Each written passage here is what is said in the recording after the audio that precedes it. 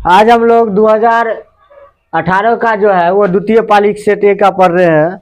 इसमें पहला क्वेश्चन है, यूक्लिड विभाजन एल्गोरिथम के मदद से 960 और 432 का महत्तम निकालना है, मोसो निकालना है। ये 2018 से ही पढ़े हुए, हम लोग 2018 में भी पढ़े हुए, उस वीडियो में पढ़े हुए हैं। ये क्वेश्चन इसका मोसो यूक्लिड विभाजन से हम निकाल सकते हैं। 2 नंबर क्वेश्चन है, बिना लंबी विभाजन किए हुए बताना है ये जो 2/25 जो है वो शांत है कि अशांत है। ये भी क्वेश्चन हम लोग पढ़े हुए हैं पीछे वीडियो में, 2018 का ही प्रथम पाली में पढ़े हुए हैं। तीसरा नंबर क्वेश्चन जो है ये कह रहा है, यदि px दिया हुआ है x² + x + 1 के शून्यक अल्फा और बीटा। इससे पहले वीडियो में हम लोग पढ़े थे 2018 में, जो उसका शून्यक अल्फा और बीटा इसमें है, लेकिन उसमें क्या था, p और q उसका शून्यक था। p और q शून्यक था तो p² + q² का मान निकालना है। इसमें बस उसका शून्यक अल्फा और बीटा है, अल्फा स्क्वायर जो बीटा स्क्वायर का मान निकालना है। जैसे उसमें बनाए हुए थे प्रथम पाली में, उसी तरह इसको द्वितीय पाली में बना लेना है। ठीक। 4 नंबर क्वेश्चन, रैखिक समीकरण युग्म के दिए गए स्थिति में को लिखे। 5 पेंसिल और 7 पेन का कुल दाम जो है 50 रुपया है। तो 5 पेंसिल और 7 पेन का दाम जो है 50 रुपया है। तो सबसे पहले हमको ये फाइंड करना है, अर्थात ये मालूम करना है जो एक पेंसिल का मूल्य कितना है और एक कलम का मूल्य कितना है। सबका मूल्य एक पहले पता चले, प्रत्येक का पता चलेगा तो हम इजी वे में बता सकते हैं। तो लिखो, माना कि प्रत्येक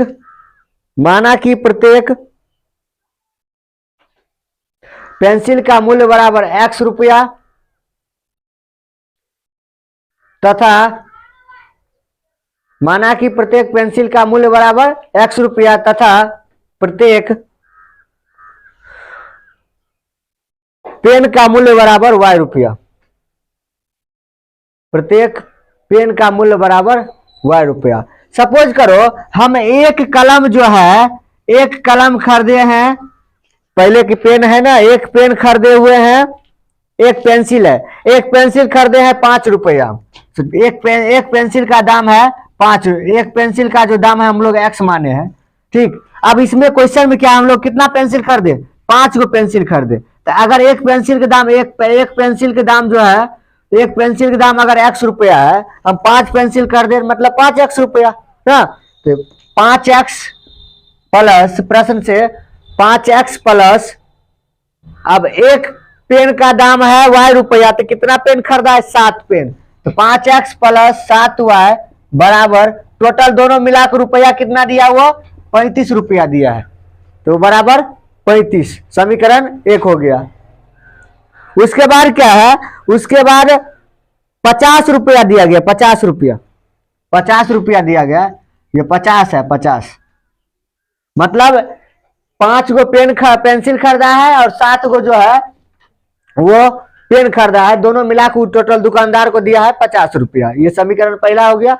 दूसरा समीकरण के लिए कह रहा है क्वेश्चन में, जो 7 पेंसिल और 5 पेन, 7 पेंसिल और 5 पेन का दाम, पेंसिल को एगो पेंसिल को माने x, 7 को कहता है 7x प्लस 5 पेन 5y बराबर टोटल रुपया कितना दिया, उसको रुपया दिया है 46 बराबर 46। इक्वेशन 2, समीकरण 1 और 2 बस रेखिक समीकरण के रूप में लिखना है, तो यही तक ये आंसर हो जाएगा। इसका मान नहीं निकालने के लिए बोल रहा है, यही होगा इसका आंसर।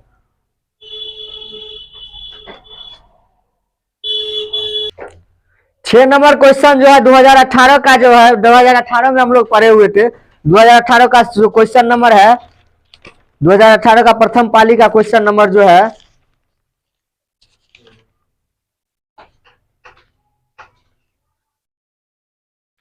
6, उसका भी 6 नंबर, उसका भी 6 नंबर और इसका भी 6 नंबर, दोनों क्वेश्चन एक ही तरह बनेगा, एक ही तरह बनेगा। दैट मींस क्वेश्चन भी सेम ही है दोनों क्वेश्चन, जैसे हम प्रथम पाली में पढ़े थे हम लोग, तो उसी तरह इसमें उस क्वेश्चन को सॉल्व कर लेना है। अब हम लोग पढ़ रहे हैं, अगला क्वेश्चन क्या है, 7 नंबर क्वेश्चन। 7 नंबर क्वेश्चन, 4 कुर्सी तथा 3 टेबल का मूल्य 2100 रुपया है, और जबकि 5 कुर्सी और 2 टेबल का मूल्य जो है 1750 रुपया है। तो टेबल की कीमत बताना है, टेबल की कीमत बताना है। तो अभी तुरंत कुछ देर पहले ही हम लोग पढ़े हुए हैं क्वेश्चन नंबर 4। क्वेश्चन नंबर जैसे 4 बनाए हैं उसी तरह बनाना है, बट क्वेश्चन नंबर 4 में क्या किए, इक्वेशन लिख के छोड़ दिए। बट इसमें क्या करना है, इसको कोनो विधि से, या ये प्रतिस्थापन विधि या विलोपन विधि हो, बृहद गुणनखंड विधि हो या तुलनात्मक विधि हो, 4 विधि हम लोग पढ़े हुए हैं। 4 में से कोनो विधि से x और y का मान निकाल लेना। जो x y का मान निकलेगा वही हमारा आंसर हो जाएगा। अगला क्वेश्चन 8 नंबर क्वेश्चन, ये भी क्वेश्चन हम लोग 2018 के प्रथम पाली में पढ़ चुके हैं। ये भी क्वेश्चन हम लोग 2018 के प्रथम पाली में पढ़ चुके हैं। प्रथम से श्रेणी जो दिया था 3, 8, 13, 18 और 23 डॉट डॉट डॉट है, कौन सा पद 78वां पद है, मतलब 78वां पद पूछ रहा है। यहाँ से ए निकालेंगे, डी निकाल लेंगे, उसके बाद 78 से बढ़ जाएंगे। अगला क्वेश्चन जो है 9 नंबर क्वेश्चन, इसमें पी का मान निकालना है। त्रिभुज में दुगो कोण का जो है मान दिया हुआ है, एगो दिया है 80,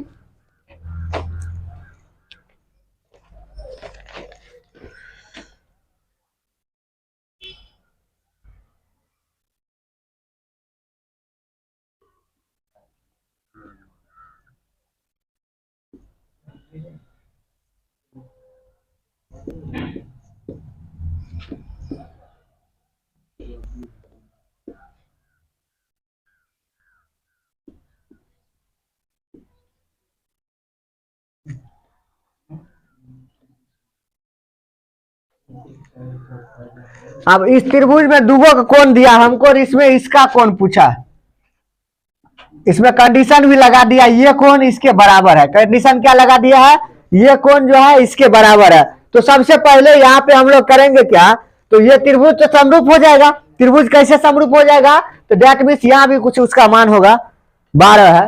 ये त्रिभुज समरूप कैसे हो जाएगा, 6/12 मतलब BC बट्टा QP, BC बट्टा QP। इसको जब निकालेंगे तो 6/12 डेट मीन्स 1/2, और इसको जब हम करेंगे AB बट्टा PR RP, इसको भी करेंगे तो पॉइंट रूट का मान रख रहे हैं, √3 का मान जब रखेंगे तो ऑटोमेटिक अगर डिवाइड करेंगे तो वो भी 1/2 हो जाएगा। तो दुगो साइड मिल गया, और एगो एंगल ये और ये एंगल बराबर दिया हुआ है, तो ऐसे ऐसे समरूप भी हो जाएगा। जब ये त्रिभुज समरूप हो गया तो इसमें से पहले अगर ये दोनों एंगल पर बराबर दिया हुआ है, ये क्वेश्चन नंबर जो है वो 9 नंबर है, ये दोनों को जो एंगल है वो बराबर दिए हुए हैं, ये और ये एंगल, तो इसका जो मान निकालना होगा तो हम आराम से इजी मान निकाल सकते हैं। तो हम जानते हैं त्रिभुज के 3 गो कोण होता है, त्रिभुज में 3 कोण, तीनों कोणों का योग 180 डिग्री होता है। त्रिभुज के तीनों कोणों का योग 180 डिग्री होता है। तो उसमें अगर तीनों कोण का मान मतलब angle A plus angle B plus angle C बराबर 180 डिग्री, एंगल ए का मान है 80 प्लस 60 डिग्री लगाते चलेंगे, प्लस एंगल सी बराबर 180 डिग्री, एंगल सी बराबर 180 माइनस इस दोनों को जोड़ेंगे 140, डेट मीन्स 40। अब एंगल सी बराबर हम लोग को आ गया एंगल सी बराबर 40, और वो एंगल सी जो है वो एंगल पी के बराबर है, तो इसीलिए एंगल पी बराबर भी हो जाएगा 40। हमको यही पी जो है यही फाइंड करना था, ये मेरा 40 आंसर हो गया।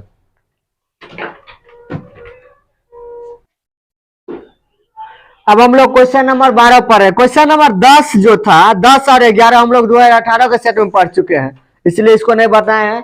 पीछे से वीडियो का पीछे से जो है 2018 का जो प्रथम पाली का क्वेश्चन था उससे हम हेल्प ले सकते हैं। अब 11 और 10 और 11 उसी तरह था। 12 नंबर क्वेश्चन है, यदि दो चापकर्ण कटान बिंदु पर वृत्त के व्यास पर एक समान झुका हो तो उसका जो हो सिद्ध करना है दोनों जीवा जो होगा वो समान होगा। ये जो दोनों जीवा है AB और BP, ये हमको समान मतलब बराबर साबित करना है। तो ये बराबर साबित करने के लिए तो हम इसमें मदद किसका लिए, तो मदद लिए हम इसके त्रिज्या का मदद लिए, क्योंकि त्रिज्या को मिलाए तब ना वो त्रिज्या का मदद लिए, तो उस त्रिज्या का हम मदद लिए। अब त्रिज्या का मदद लेने से हमको समान कैसे पता चलेगा, त्रिज्या का मदद लेने से हम कैसे साबित कर लेंगे, तो त्रिज्या के मदद लेने से हम अगर ये और ये बराबर साबित कर देंगे, अगर इस त्रिभुज को समरूप करके या सर्वांगसम करके, समरूप नहीं होगा सर्वांगसम करके, अगर हम दोनों भुजा को बराबर कर देते हैं, अगर दोनों भुजा बराबर हो गया और हम ये जानते हैं जीवा है ना, तो जीवा बराबर भागों में विभाजित कर देता है। जीवा जो होता है मध्य बिंदु होता है ना, तो तब हम आराम से इजी वे में जो हम इसको क्या कर सकते हैं, सर्वांगसम कर लेंगे, तो हम बराबर कर लेंगे। जब बराबर हो गया तो ऑटोमेटिक मेरा सिद्ध हो जाएगा। तो स्टेटमेंट लिखो, कथन लिखो, माना कि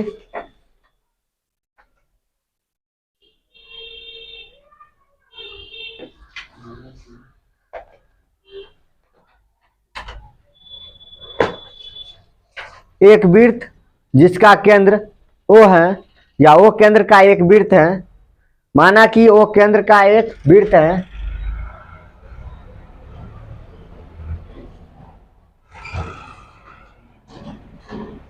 जिसका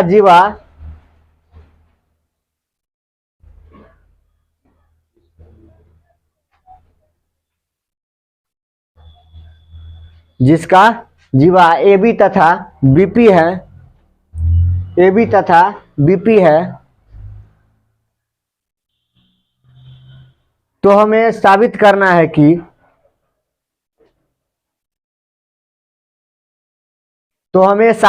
है कि AB बराबर BP। अब AB बराबर BP हमको साबित करना है, AB बराबर BP, इसको हम लोग अंडरलाइन कर लेते हैं, यही हमको साबित करना है। तो ये साबित करने के लिए हम 9th में एक थ्योरम पढ़े हुए थे, से प्रमाण अब स्टेट में कंस्ट्रक्शन में कुछ हम लोग किए हैं, रचना लिख लेते हैं। रचना OM तथा ON को मिलाए, OM तथा ON को मिलाए,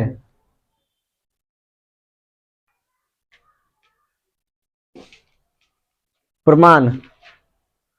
अब लिखो प्रमाण।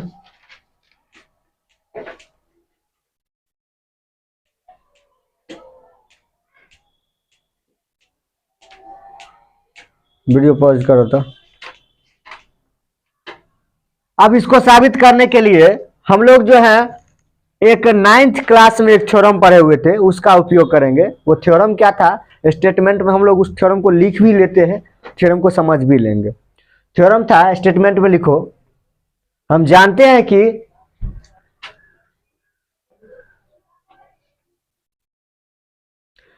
वृत्त के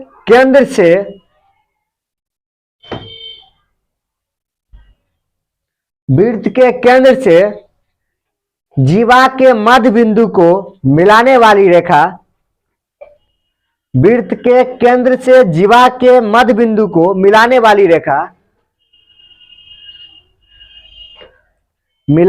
रेखा जीवा पर लंब होती है।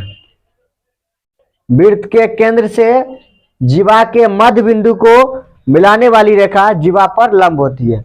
तो वृत्त का केंद्र हो गया O, इसका जीवा हो गया, जीवा का मध्य बिंदु जो है वो M हो गया, इससे इसको मिलाने वाली रेखा अर्थात OM वो क्या होता है, AB पर लंब होता है। इसीलिए OM परपेंडिकुलर किस पर, AB पर। OM परपेंडिकुलर AB तथा ON perpendicular PB, ON perpendicular PB।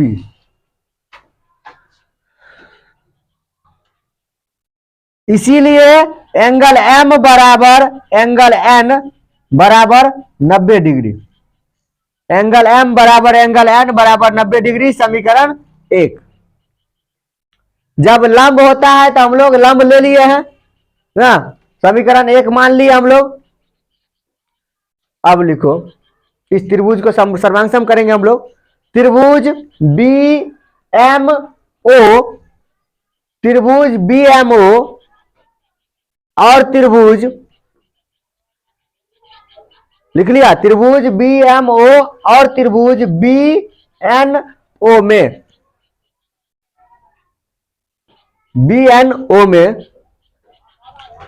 OM बराबर ON, OM जो होगा ON के बराबर होगा। क्यों होगा, तो कोष्ठ में लिख लो, वृत्त की त्रिज्या है, वृत्त का त्रिज्या है ना, तो बराबर होगा ही। OM बराबर ON, वृत्त का त्रिज्या है तो बराबर होगा। जा, वृत्त की त्रिज्या कहां है। अब हम लोग जो है इस दोनों त्रिभुज को क्या करेंगे, सर्वांग करेंगे। दोनों त्रिभुज सर्वांग कैसे होगा, तो देखो, इसमें जो है हमको बोला गया है एक समान झुका है, एक समान झुका है, अर्थात ये एंगल और ये एंगल बराबर होगा। जब एक समान झुका है तो दोनों एंगल बराबर होगा ना। इस समी का क्या लिखा, त्रिभुज BMO और त्रिभुज BNO में angle angle O B M बराबर एंगल ओ बी एम बराबर एंगल ओ बी एन। ये हुआ ना, एंगल ओ बी एम बराबर angle O B N. Question लिखो, ये दिया हुआ है, चूंकि एक समान झुका हुआ, ये दिया हुआ है।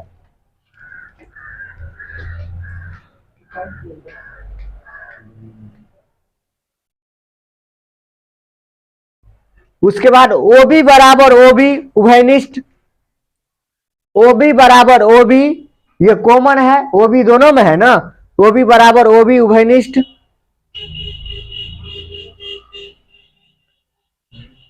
अब एंगल M बराबर एंगल N बराबर 90 डिग्री, एंगल M बराबर एंगल N बराबर 90 डिग्री। क्वेश्चन लिखो क्यों, समीकरण 1 से, समीकरण 1 से। इसीलिए किससे सर्वांग हुआ, एस ए एस से ना, ए एस ए से सर्वांग सम हुआ। दूगो एंगल बराबर है ना, दूगो एंगल एगो भुजा बराबर है उसके बीच का, इसीलिए ए एस ए सर्वांग समता के गुण से, सर्वांग समता के गुण से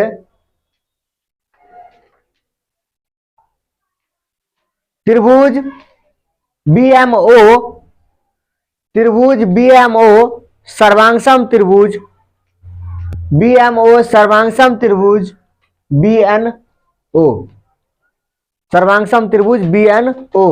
जब ये दोनों बराबर हो गया, इसीलिए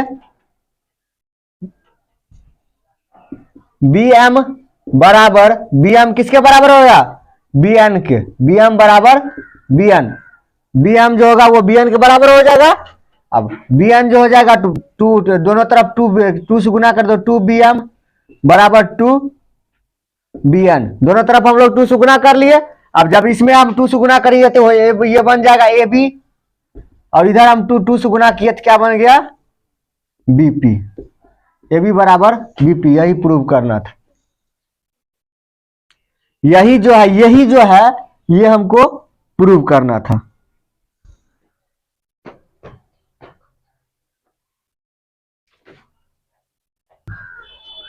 क्वेश्चन नंबर 13 हम लोग जो है पिछले वीडियो से पढ़ लेंगे, पढ़ लेना, जिसको जो है प्रॉब्लम होगा तब देख लेना अपना पिछले वीडियो से। 13 नंबर क्वेश्चन जो है, अगला 14 नंबर क्वेश्चन हम लोग पढ़ रहे हैं। 13 नंबर पीछे बनाए हुए हैं वीडियो में, सब वही सब क्वेश्चन है, सेम क्वेश्चन है। 14 number question, sine theta plus cos theta बराबर P दिया हुआ है। क्वेश्चन नंबर 14 ये इंपोर्टेंट क्वेश्चन है। Sine theta plus cos theta बराबर P, ये हमको P दिया हुआ है, ठीक। और एक और बात दिया हुआ है, sec theta plus cosec theta बराबर Q। ये थोड़ा अलग टाइप का लग रहा है, तो हमको साबित क्या करना है, साबित करना था P² - 1 बराबर 2P बट्टा Q, ये हमको साबित करना है। इसको हम लोग माइंड में लेके चल रहे हैं। तो अब यहाँ पे ये थोड़ा अलग अजब टाइप का लग रहा है, तो ये अजब टाइप का लग रहा है, तो इसको हम या साइन कोस में बदल लेंगे। जो हमको कुछ अलग टाइप का दिखे या कुछ अजीब गरीब दिखे, उसको हम सबसे पहले सब क्वेश्चन को क्या करेंगे, साइन कोस में चेंज कर लेंगे। साइन कोस में चेंज करने से ज्यादातर क्वेश्चन जो होता है, 90% क्वेश्चन जो होता है वो सॉल्व हो जाता है। हम लोग वही काम करते हैं, साइन कोस में चेंज कर देंगे, अर्थात ये हो जाएगा 1 बट्टा कोस थीटा प्लस इसको हम साइन कोस में चेंज करेंगे 1 बट्टा साइन थीटा बराबर हो गया Q।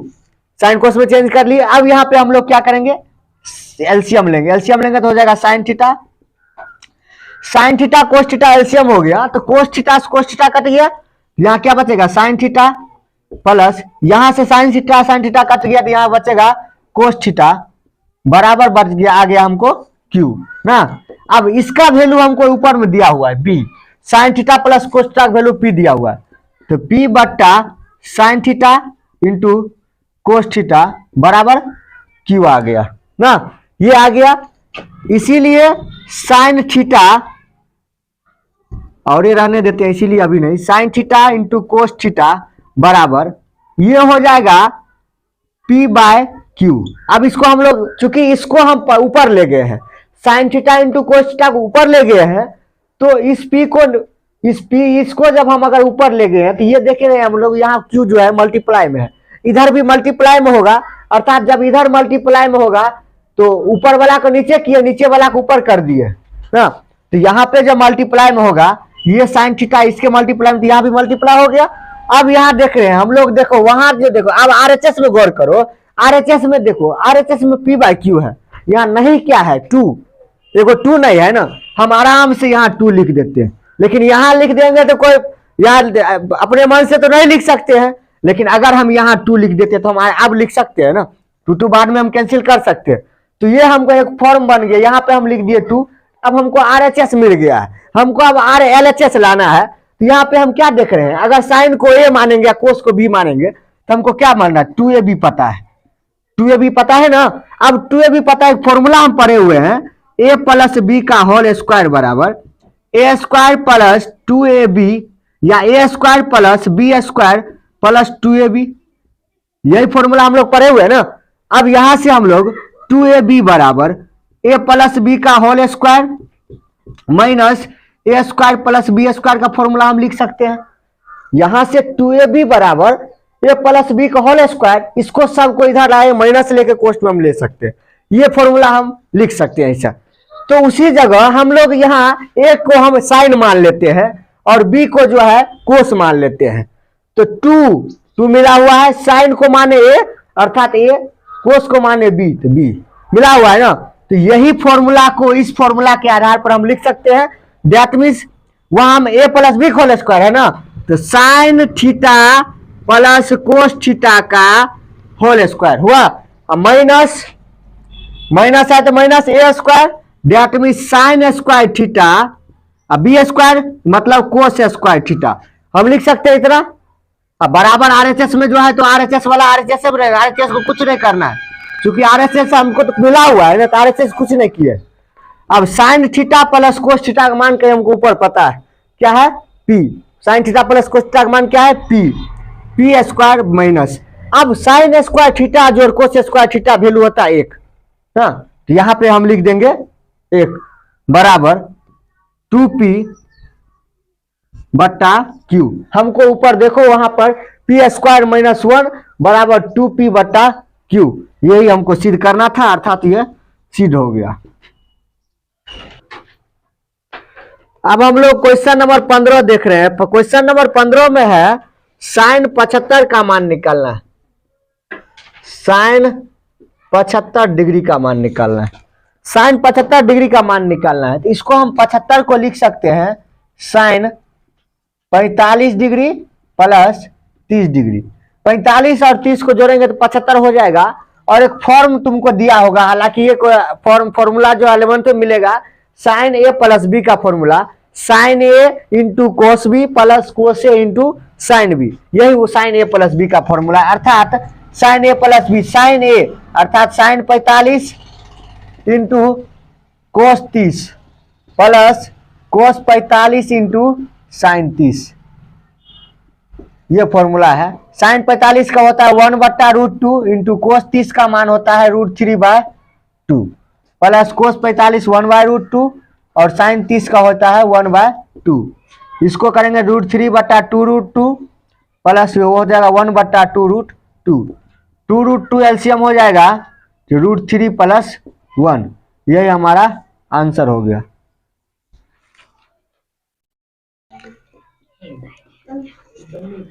अब हम लोग जो है 17 नंबर क्वेश्चन पर है। 17 नंबर क्वेश्चन क्या है, दो बिंदु के बीच का दूरी दिया हुआ है, सपोज कर लो ये ए और ये बी दो बिंदु है ना, इसके बीच का दूरी हमको 10 दिया है ना, 10 इकाई दिया है, और उस दो अगर इसका निर्देशांक, इसमें निर्देशांक भी दे दिया रखा है 2, और इसका निर्देशांक दिया है 10, y, इसमें हमको y का मान निकालना है। जब दूरी दिया हुआ है तो दूरी बराबर 10 दिया हुआ है ना, दूरी बराबर 10 दिया हुआ है ना, तो दूरी सूत्र हम लोग लगा लेंगे, दूरी सूत्र हम लोग लगा लेंगे। अब यहाँ दूरी सूत्र लगाएंगे तो हम स्क्वायर यहाँ पे रूट नहीं देते हैं, रूट नहीं देंगे अर्थात दूरी सूत्र लगाना पर अभी रूट दे ही देते हैं, तो दूरी सूत्र लगाएंगे होता है x2 - x1 whole square plus y2 - y1 whole square. अर्थात 2 - 10 का होल स्क्वायर, 2 - 10 x2 - x1 तो 10 - 2 का होल स्क्वायर ना, 10 - 2 का whole square plus Y, minus minus minus plus हो जाएगा तो y+3 का होल स्क्वायर बराबर कितना दिया हुआ है 10, दूरी 10 दिया था। अब दोनों तरफ जो है हम स्क्वायर कर सकते हैं, कोई दिक्कत। और जब हम इधर भी स्क्वायर कर लिया, इधर उधर रूट है तो ऑटोमेटिक वो हट जाएगा, तो यहाँ बन जाएगा 8 के स्क्वायर प्लस ये a plus B whole square पर तोड़ देंगे, ये हो जाएगा Y square A square plus 2ab मतलब 3 दूनी 6y प्लस 9 बराबर 10 देके 100 ना।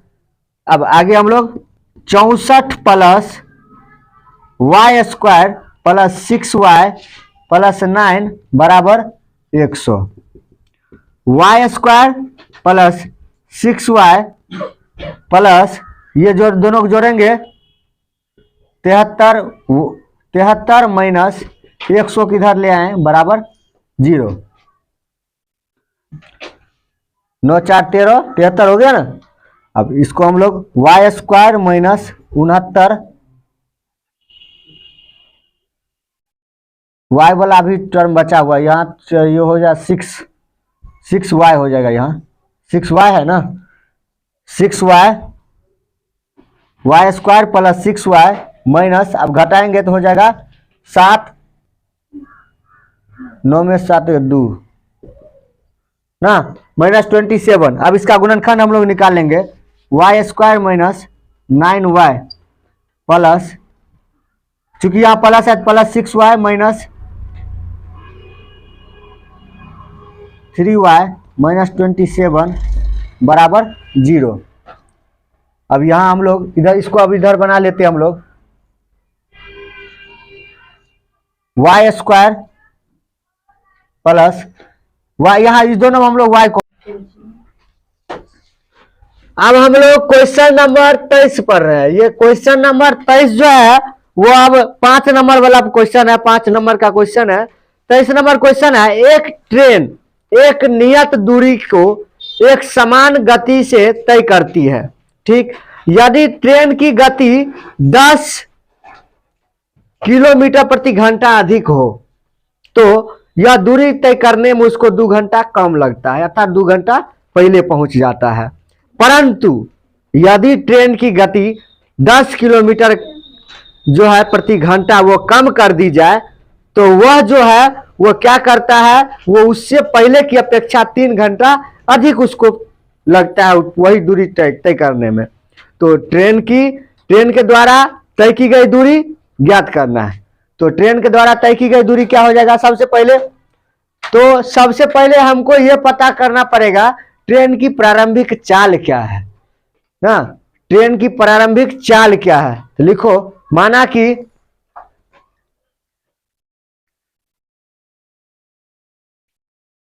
ट्रेन की प्रारंभिक चाल बराबर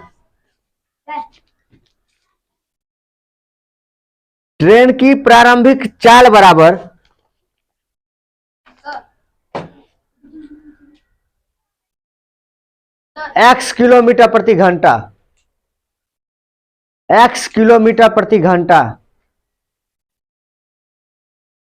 अब चाल पता चल गया, x मतलब वह जो है, अब वो x किलोमीटर प्रति घंटा के रफ्तार से वो ट्रेन चल रहा है, हमको ये पता चल गया है, ठीक। अब दूसरा बात क्या पता करना है, कितना समय ना ट्रेवल करने में लगा समय ना।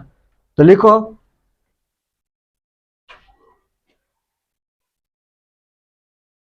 ट्रेन के द्वारा तय की गई दूरी में लगा समय बराबर y किलोमीटर, y घंटा, अब वो y घंटा लग गया, समय को हो गया उसका y घंटा, समय मान लिया है y घंटा y। अब क्वेश्चन पढ़ते हम लोग प्रश्न से कहता है, पहला स्टेप कह रहा है यदि 10 किलोमीटर प्रति घंटा अगर और तेज चलता ना, तो 10 किलोमीटर प्रति घंटा अगर और तेज चलता तो पहले चल कितना रहा था, कितना स्पीड से, तो पहले चल रहा था x किलोमीटर प्रति घंटा के स्पीड से, x से चल रहा था 10 और चलता, मतलब x प्लस 10 चलता ना, तो दूरी बराबर चाल गुने समय होता है ना। तो चाल हमको यहां पता चल गया, ये चाले ना लिखे हुए हैं ना, चाल अर्थात तो चाले हुआ, गति हुआ, चाले हुआ ना, ये चाल हो गया, ये चाल यहां पे चाल है और ये समय है। तो दूरी निकालने के लिए चाल गुने समय करना पड़ेगा। अब ये इसमें कंडीशन क्या है, जो अगर वो x के स्पीड से चल रहा है ना, तो x के स्पीड से चल रहा है तो 10 किलोमीटर प्रति घंटा और बढ़ा दिया, तो क्या होता है, जब 10 किलोमीटर प्रति घंटा बढ़ा देंगे तो वो क्या होता है, पहले के समय के अनुकूल वो 2 घंटा पहले पहुंच जाता है।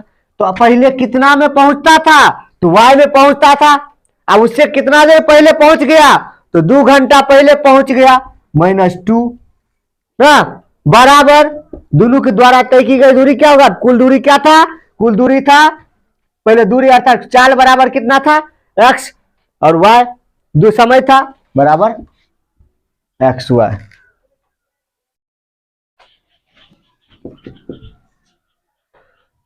अब इसको गुना कर लेंगे हम लोग, गुना करेंगे तो xy, इसको गुना करेंगे -2x, इसको गुना करेंगे प्लस 10y, -10 दूनी 20 बराबर xy।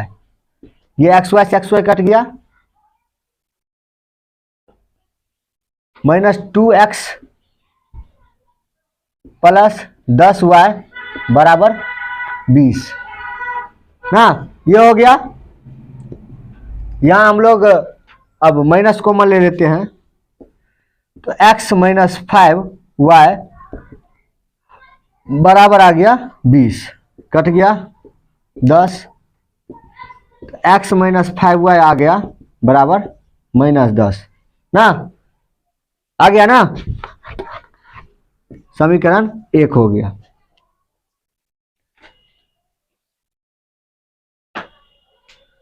फिर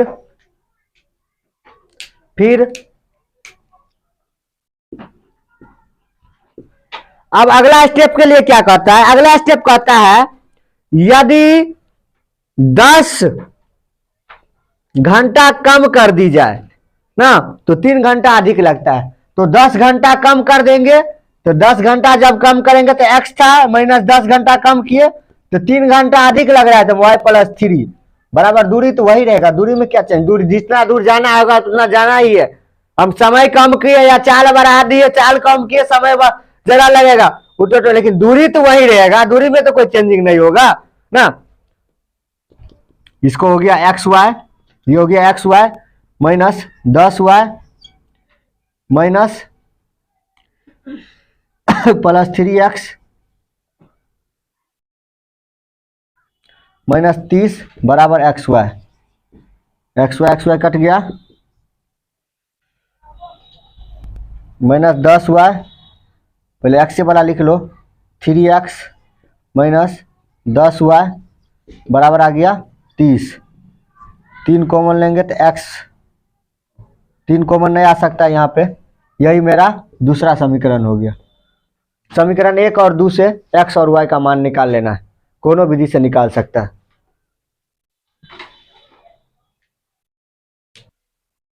अब हम लोग 23 का 8वां का पहला क्वेश्चन पर है, रेखिक समीकरण युग्म। अब रेखिक समीकरण युग्म में px प्लस qy बराबर p - q, ये हमको दिया हुआ है, और दूसरा इक्वेशन है qx - py बराबर p + q। इसमें हमको x और y का मान निकालना है, तो इसको हम 4 विधि पढ़े हुए, चारों विधि में से कोनो विधि से हम निकाल सकते हैं। तो हम लोग अभी फिलहाल निकाल लेते हैं। कल एक विधि 2018 के में जब बना रहे थे तो प्रतिस्थापन विधि हम लोग पढ़े हुए थे, तो प्रतिस्थापन विधि से पढ़े हुए थे, आज हम लोग विलोपन विधि से बना लेते हैं। तो विलोपन विधि का कंडीशन क्या कहता है, तो या तो x वाला को काटो या तो y वाला को काटो। तो यहाँ पे अगर एक्स वाला काटने के लिए हमको करना क्या पड़ेगा, तो यहाँ पे हमको एक्स वाला काटने के लिए यहाँ पे करना पड़ेगा ये विलोपन विधि, ये उससे बेटर है ब्रज गुणनखंड विधि से बढ़िया बनेगा। ब्रज गुणनखंड विधि से इसको बना लेते हैं। ब्रज गुणनखंड विधि बहुत इंपॉर्टेंट विधि है। ब्रज गुणनखंड विधि से हम लोग इसको बना लेते हैं। P X plus Q Y minus P minus Q बराबर 0। मतलब ब्रज गुणनखंड विधि में सबको इस साइड कर लेना, बराबर के इस साइड एलएचएस में कर लेना। और Q X minus P Y minus P plus Q बराबर हो गया 0 ना। अब ब्रज गुणनखंड विधि से बना रहे थे एक्स बट्टा, अब वह जो भी जिसको ले रहे हैं उसको झांप लेंगे एक्स। अब एक्स अगर यहाँ पे हम लोग पहले इसको नीचे में लिख लेंगे तब ज्यादा बेटर रहेगा। ये समीकरण 1 हुआ और समीकरण 1 हुआ और समीकरण 2 को नीचे में लिख लेते हैं। Q X minus P Y minus P plus Q बराबर 0, ये समीकरण 2 हो गया। अब हम लोग इसको अब बना रहे हैं एक्स बट्टा, अगर जिसको हम लिखेंगे उसको हम लोग पहले हाइड कर लेंगे। अगर हम एक्स लिख रहे हैं तो एक्स को हाइड कर रहे हैं, एक्स को हाइड कर रहे हैं तो ये इसको मल्टीप्लाई करना पड़ेगा। That means minus Q into P plus Q minus, अब इसको मल्टीप्लाई करेंगे तो माइनस माइनस प्लस हो जाएगा ना, ये प्लस ये हो जाएगा तुमको minus P into P minus Q बराबर। अब हम लोग y वाला लिखेंगे तो y बट्टा माइनस y वाला में क्या करेंगे माइनस लगा देंगे, y वाला को झाँपो यहाँ से तो इसको गुना करेंगे ना। तो सबसे पहले माइनस है तो माइनस p इंटू किसको गुना करेंगे p into P plus Q को ना, p into P plus Q. अब इसको गुना करेंगे तो माइनस है, अब माइनस फॉर्मूला में भी होता है तो minus minus plus q into P minus Q बराबर। अब कांस्टेंट टर्म के लिए एक लेंगे, कांस्टेंट टर्म के लिए लेके कांस्टेंट टर्म को लिखेंगे, इसको गुना करेंगे तो माइनस पी स्क्वायर अब माइनस क्यू स्क्वायर। अब हम लोग इसको लेके बढ़ते हैं एक्स बट्टा, अब इसको मल्टीप्लाई करेंगे तो minus P Q minus Q square minus यहाँ हो जाएगा minus P Q minus P square plus P Q गुना किए हैं माइनस वाई बट्टा, यहाँ भी हम लोग गुना करेंगे minus P square minus P Q plus P Q minus Q square.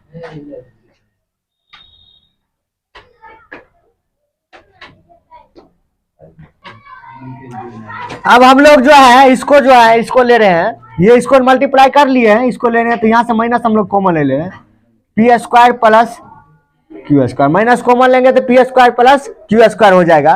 कटने वाला टर्म को काट दो, नहीं भी माइनस कॉमन लेंगे तो भी ठीक है, यहाँ हो जाएगा minus P square minus Q square, नहीं ये लेते हैं कॉमन पी क्यू, ये भी पी क्यू कटेगा एक्स बट्टा माइनस पी स्क्वायर पहले लिख लेते हैं माइनस क्यू स्क्वायर बराबर माइनस वाई बट्टा minus P square minus Q square बराबर 1 बट्टा minus P square minus Q square. ये और ये तीनों कट गया तो हो गया एक्स माइनस एक्स बराबर माइनस वाई बराबर 1, अर्थात एक्स बराबर हो गया 1, एक्स बराबर आ गया 1 और अगला पॉइंट जो होगा माइनस वाई बराबर 1, दैट मीन्स y बराबर हो जाएगा -1, y बराबर आ गया -1, वही एक्स और y का वैल्यू हमको निकल गया।